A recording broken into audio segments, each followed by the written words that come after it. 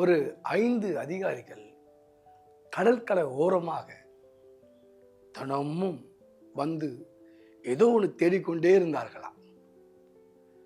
இது பல நாட்களாக நடந்து கொண்டிருந்தது. ஒரு நாள் ஒரு மீனவர் உத்து பார்க்கிறார்.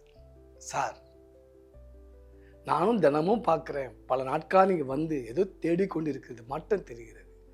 என்ன சார் தேடுறீங்கன்னு கேட்டார். இங்க ஒரு குறிப்பிட்ட இடத்துல ஒரு கப்பல் சேதமாகி சில பொருட்கள் கடல் ஓரமாய் கரை தட்டி விட்டது. அது இங்க பக்கம் தான் வந்து விட்டதுன்னு சொல்லி அறிந்தோம், நான் தேடிக்கொண்டிருக்கேன்னு சொல்லி.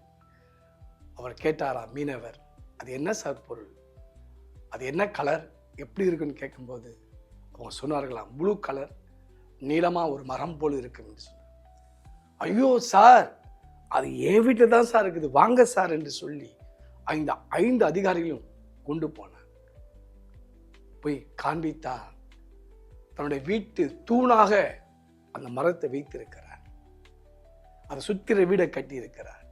அந்த அதிகாரிகள், ஐயோ இதை தான் நாங்கள் தேடிக்கொண்டிருக்க சொன்னார்.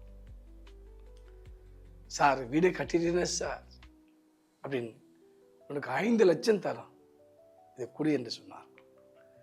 உடனே ஆச்சரியப்பட்டு மீனவன் அந்த 5 லட்சத்தை வாங்கி அந்த வீட்டை கலைத்த மரத்தை கொடுத்து விட்டார். அதை கொண்டு போன அதிகாரிகள் கொண்டு போய் குறிப்பிட்ட இடத்தை கொண்டு போய் திறந்து பார்த்தார்கள். வைரக்கல். அந்த மீனவன் ஆச்சரியப்பட்டு கதறினார், ஐயோ கரையில வந்தது, இதுக்குள் வைரக்கல் இருப்பதை அறியாமல் என் வீட்டுக்குள்ளே ஒரு குடிசை வீட்டிலே நான் இருந்தனே என்று புலம்பினான், அழுதான். என் அன்புக்குரியவர்களே, ஆகாதென்று தள்ளின கல் மூளைக்கு தலைக்கல் ஆயிற்று. ஆண்டவராய் இயேசு கிறிஸ்து யூதருக்கும் இஸ்ரவேலுக்கும் தான் தேவன். ஆனா புறஜாதிக்கு நமக்கு தள்ளப்பட்ட மூளைக்கல்லாய் வந்தவரை நீங்கள் அறிந்து கொண்டால் ஏழையா இருப்பதில்லை, வறுமையா இருப்பதில்லை, நோயாளா இருப்பதில்லை. அறிந்து கொண்டால் God bless you.